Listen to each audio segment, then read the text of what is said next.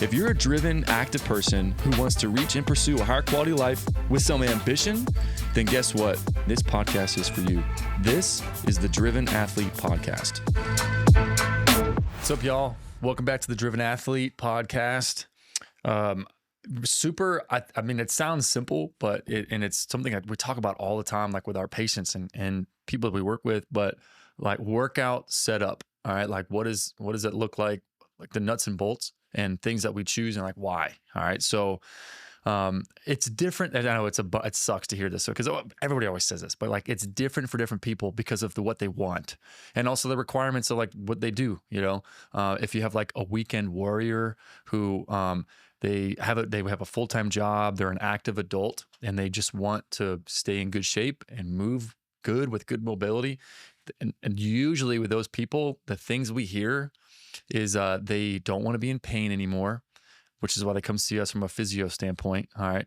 And then they want to lose weight. They want to feel more energetic. They want to be lean and muscular. And then they want to learn some things for longevity to set them up for the next 20 years of life. All right. So like imagine someone who's in like 42 years old with a couple of kids. They work full time. They reach out to us because they have some kind of pain. Or like they tried to work out and like now their shoulders hurting them, right? Or like their back or their knee or something like that. They don't know what's going on, right? So like, I don't know, do I need an MRI? Like it just kind of started when I was working out. It's like, what do we do, right? So we fix that pain. We have to identify the compensation patterns, mobility disparities, muscle strength and activation recruitment disparities, and those compensatory movements that led to some kind of a joint dysfunction or muscle issue that led to having pain. All right, like their pain, some kind of irritation. So anyway, we identified that and we get them figured out and we fix that. And they're like, I feel really good. Should I work out more regularly after this? I'm like, yeah, totally. So usually for those people, what we hear is they want to lose weight. They want to be lean. They want to be muscular. They want to feel good, have more energy and more efficiency. And they want to be set up for longevity, for success. It's sort of like, all right, so when they're 80, right? They want to be able to play with their grandkids or great grandkids. I want to be moving well and healthy. I don't want to be obese and just like with a bunch of comorbidities because of poor lifestyle choices. Like amazing, let's do it, right? So what do we do?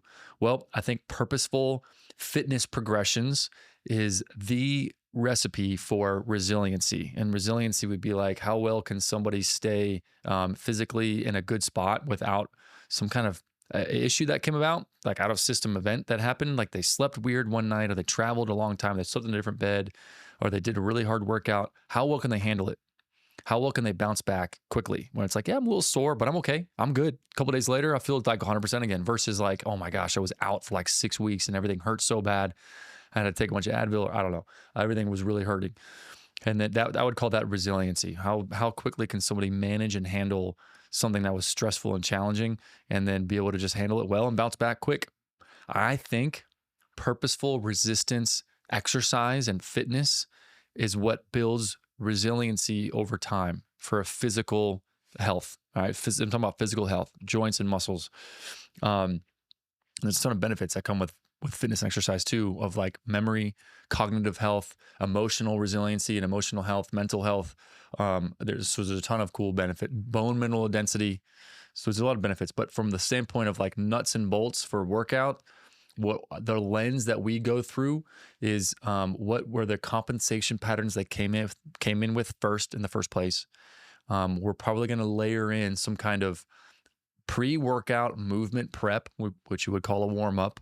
I just call it movement prep. It's preparing yourself to move in an aggressive, athletic way that's challenging and stimulating and stressful, purposeful, good stress on your body physically. But to prepare yourself for that, you can't just wake up and put on your shoes and immediately start sprinting and doing squats, right? You got to be able to you have to prepare yourself to do that. I would call that a warm-up. So we would layer in their warm-up or their movement prep, purposeful mobility drills or exercises, and also some purposeful primer exercises. Primer exercises being like muscle activation, purposeful isolated muscle activation and recruitment exercises. If they've had a challenge with getting certain muscles to turn on and other ones that are overly dominant, we need to balance that recruitment pattern out first before we do something really challenging. Otherwise, we're going to reinforce the same recruitment patterns over and over and over again. It's just going to lead to more disparity of muscle strength and those imbalances. All right, that's just going to lead to issues. That's what we work on in physio, right? Sports physio, that's what we work on, fixing the compensation patterns first, but we still trickles into their workout. Like I still do some priming exercises and mobility, purposeful things that I'm just set up for, not the best recipe for movement to set me up for success, right? So I can work out consistently and not reinforce the same issues over and over again. Okay, so part of the workout, it's like, I'm going to work out. What do we do? Well, first things first, I like to do some kind of blood flow activation. All right. And that would be like the assault bike, just cruising for like 5 to 10 minutes, or the elliptical, same thing, cruising for like 5 to 10 minutes. Maybe get a little bit of sweat going, but not going crazy yet. We're just getting the blood flowing and energizing your system. All right. Activating your nervous system, getting your blood flowing, getting the joints lubricated and warmed up. And then you're going to get more ability and safer to do mobility things after like stretching some things. All right. So then in purposeful mobility stretches or exercises for hip mobility, ankle mobility, overhead mobility for your shoulder, and shoulder mobility. If there's like thoracic spine, lumbar spine mobility, thoracic spine mobility, and then standard like stretches too, right? Quad stretch, glute stretches, shoulder stretches, rotator cuff activation or stretches, lat opener stretches. So that's a recipe of those. Then the next after that, I would do priming exercises. So I'm did my warm up, blood flow for 5 to 10 minutes. Then like cyclical motion, like bicycle, elliptical. Okay. Then I did mobility stretching drill exercises to get the hips opened up or the ankles mobilized or the shoulders and overhead movement. So, and just like general stretches anyway, that I like, right? Hamstring, glute, quad stretches, shoulder stretches, thoracic spine mobility. Okay. And then after that, third step is priming exercises, muscle activation primer exercises, glute priming exercise. This is a very common thing we work on, a core primer exercise.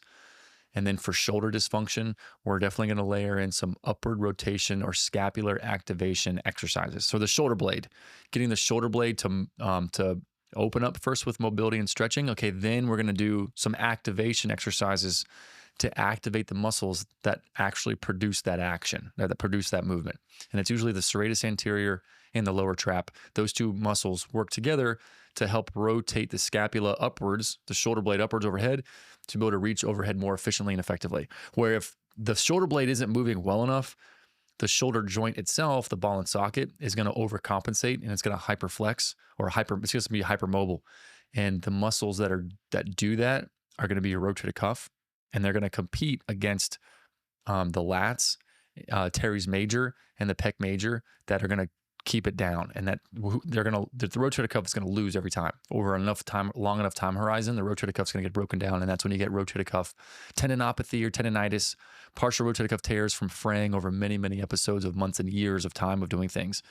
So shoulder dysfunction, most likely we're going to do some kind of an opener, like an overhead opening exercise stretch, okay, and then scapular activation for the serratus anterior or lower trap.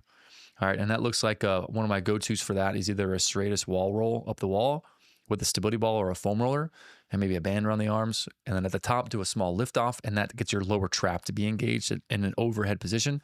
Another one of my go-tos is like a push-up position, a scapular push-up to a dynamic downward dog. And that's good at getting scapular protraction to then go into upward rotation and like the downward dog position.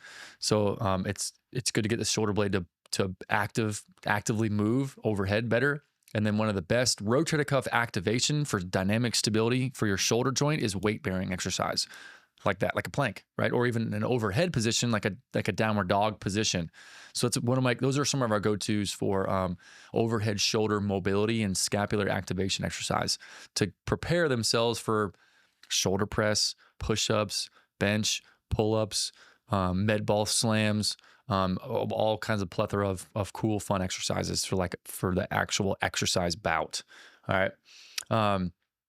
For hip mobility, one of my go-tos is like a modified pigeon stretch of some sort, like on a box, to feel the posterior hip capsule open and mobilize. Maybe another thing that's very tight and or just guarded often or overly dominant is the psoas. So we'll do like a self psoas release with like an upside down kettlebell. That's kind of one of our go-tos. And then ankle mobility, we're going to do some kind of like dynamic calf stretch or like a soleus, like a bent knee stretch. And then maybe like a banded distraction or a banded mobilization for the ankles. So there's some examples of things that we'll do. All right. So that's part of the structure. Okay. Blood flow, activation of, and joint lubrication, just to get things active and your nervous system active with like a bike, elliptical, walk, jog, then mobility and stretching, and then muscle priming and muscle activation. And now you're ready to like work out. And that should take 15 minutes. All right. No, that shouldn't take more than 15 minutes. And now you're actually ready for like the actual physical stressful workout. All right. The actual exercise bouts. All right. And this is also where it's different for different people. It just depends on what your goals are, what you're looking for, right? I mean, imagine somebody who's a 42-year-old mom or dad that their goal is to not be in pain. Okay. All right. So we're going to modify things appropriately to not be at the beginning too strenuous and too challenging. All right.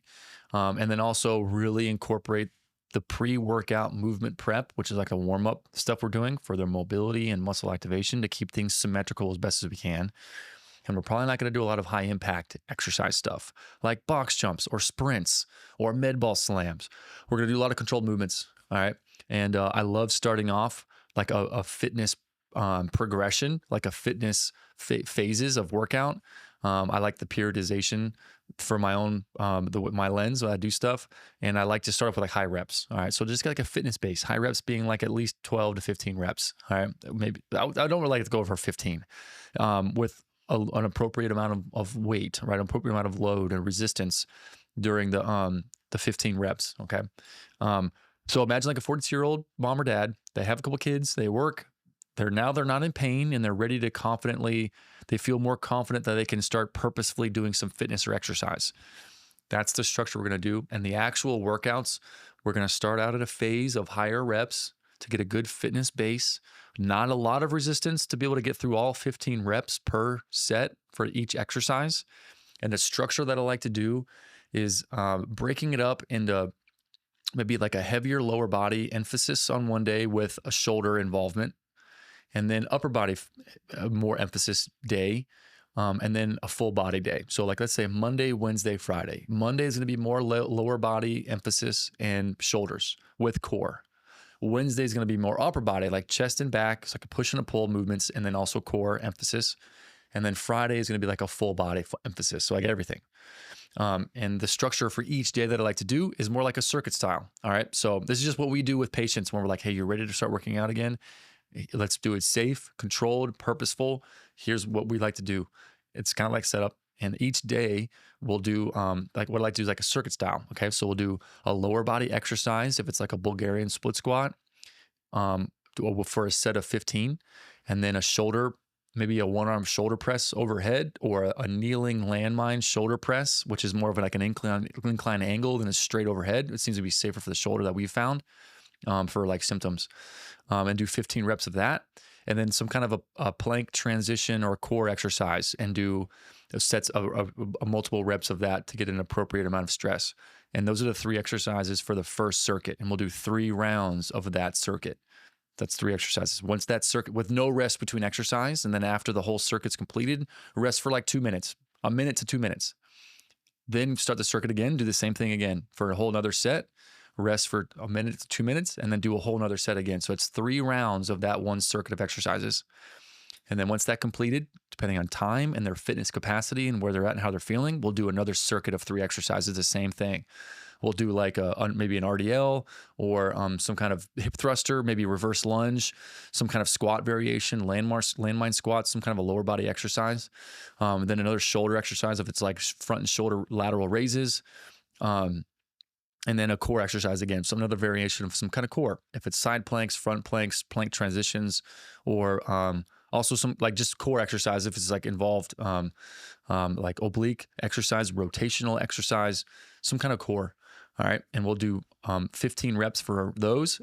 for 3 rounds again. And then that entirety is the workout. All right. That would be like the warm up at the very beginning. Just do the bike for 5 to 10 minutes, mobility exercise and stretching, muscle priming and exercise, circuit 1, circuit 2. And that whole thing should take an hour if you're efficiently doing the right things with the appropriate amount of rest time in between. So that's like for like an active adult, right? They're like, I'm getting back into working out because everything hurt before and I don't want to F things up again, right? We hear that all the time. Am I safe to do workouts? I'm like, let's hold your hand and show you a bunch of things and what it should feel like. Because you should feel good when you're done working out. Like when you're done, you should be like, man, I feel loose. I'm tired. I'm sweaty. And like, I feel like a little bit of jelly. Like I'm like, my muscles were used intensely, but like not painful. Like the difference between joint pain and inflammation and like, I just worked out and I feel fatigued and tired and sweaty, but like I feel good. I feel loose, right? That's how you should feel after every workout. And I promise it can be done. It's just purposeful choicing of exercise, workout structure, like setup, like what you do and movement, like warm up movement prep, I think sets up for success. And the right cueing. And then just having somebody walk you through, like, do it like this, don't do that, fix this, don't do that high, let's do less weight, modify that. And that those little tweaks play a huge role. And we've been able to help hundreds of people be able to do that and be like, I actually don't hurt when I work out. It's like, imagine that over the next 16 weeks, 3 days a week, over a 16-week plan. I'm very confident that the direction and trajectory we're going, you're going to feel like a different person in 16 weeks. And a lot of people will notice changes as well. You'll notice body physique changes, as long as like the nutrition component is locked in as well, because that's very important. All right, like we got to lock in the nutrition. That's the most important thing. And then in addition to that, depending on their goals and what they want and their enthusiasm, we can talk about supplements, right? And usually what we find is we recommend people to eat more protein because it's going to be more building blocks for muscle building, okay? And less fat storage.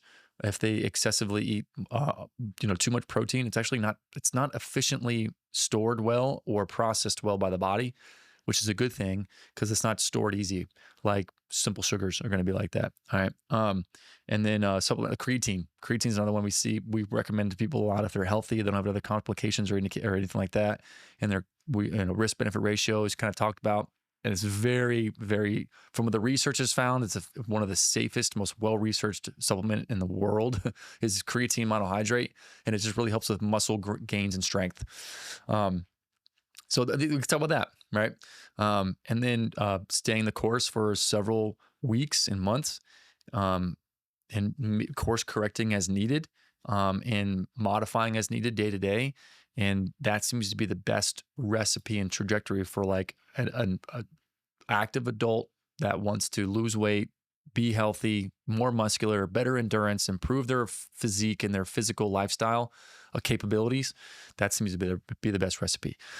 But now, all right, if we're talking about someone that has like an athlete, all right, and let's say like a football player, let's say, during the off season is when the really heavy, intense workouts are going to take place, and then in season is more of a maintenance kind of phase. So off season workout for football players going to look a little different. The beginning still looks the same, in my opinion, where it's like a purposeful activation, a blood flow warm up, just to get the blood flowing and the heart rate going. And then mobility, stretching, all right, and then priming exercises. So that looks the same. That looks the same, all right.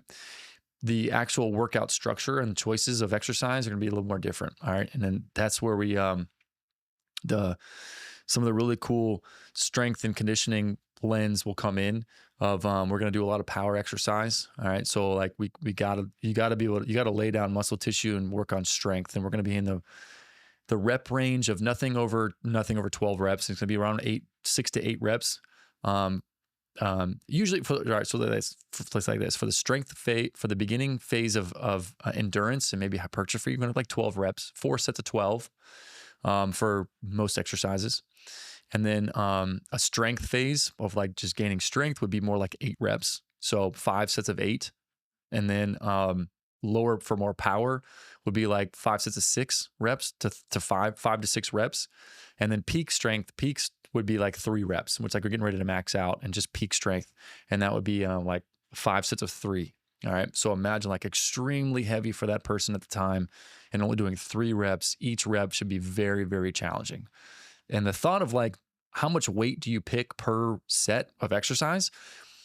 The best rule of thumb that I've heard is if you did like 3 reps over what your target rep range was, you should fail. You should fail at the third one over. That's what I've heard. So let's say somebody's doing 15 reps of an exercise and they're trained. They're well trained. They've been through several weeks of training. It's not like we're beginning the phases of like an active adult that's been paying for a long time. We're not going to pick very heavy, strenuous weight. But let's say it's a well-trained athlete that needs to improve their strength. Okay, like barbell squats, bench, power cleans, front squat, Bulgarian split squats, reverse lunges, forward lunges, lateral lunges, shoulder press, dumbbell shoulder press, dumbbell military press, stuff like that. The thought is like, okay, how much weight do I want to pick? Well, the reps determine how much weight you pick. Where if you have an idea of what your max is, you want to pick a weight that if you did 8 reps, you would fail at number 11. All right, so like 7, 8 is really hard. 9, you can get it. 10, you barely got it. And then let me try one more just for fun. And it's like, I can't, I fail, right? And the weights drop carefully. That's kind of like how much weight you should pick for your working sets for each exercise, all right, for each set. So it's kind of a lot. It's pretty strenuous. So imagine doing 4 sets at that amount of weight and resistance. I mean, you should be like, I mean, personally, I remember I wouldn't be able to drive, like driving home would be hard because I like after the gym, I'd like lift my arms up. My arms are like dead, like they're like jelly to like reach the steering wheel. Like, man, I can't even, or like after leg day, like a hard leg day, like walking to the car, walking upstairs. I was like super jelly. I'm going to fall, it's like crawl up the stairs. But for somebody who's healthy, they're not battling any pain, they're well-trained, and their athletic sport requirements requires them to lay down some more strength and really develop to get more power and strength. Like they got to push themselves in that kind of a fashion. And that's where people gain a lot of strength improvements over like a 12-week to 16-week program for the off season. All right. Some off seasons being 20 weeks, think about like, as an example for football or baseball or basketball, football off season is, usually from January. All right. So like January, February, March, April, and then spring football comes about in April. So you have 16-week off season program to lead up to spring. Or maybe even 12 weeks if you take like 3 weeks off, maybe like a 14 to 16 to 12 week off season time frame after resting a little bit after the season before you ramp it up again to go into spring football in April. All right. And then spring football only lasts a month. And then you have like all of May, right? So, or the latter half of May, all of June, all of July, and then beginning of August. So you're looking at like another 12-week off-season cycle of fitness workouts again. All right. So you can make some significant improvements and changes in strength and size and power and speed in that off-season time. Same thing with baseball. Baseball season, the playoffs are in October for like, I think professional. Usually, I would take like 2 to 3 weeks off of like just rest your body. All right. And then after 3 weeks off, then you would start again. And that would be like, like by Halloween or maybe like, the last week of October if you didn't make the playoffs. So you have all of November, December, January, and then 1 extra week in October, like I said. So that's like a 13 to 16 week off season program until you report for spring training at the middle of February.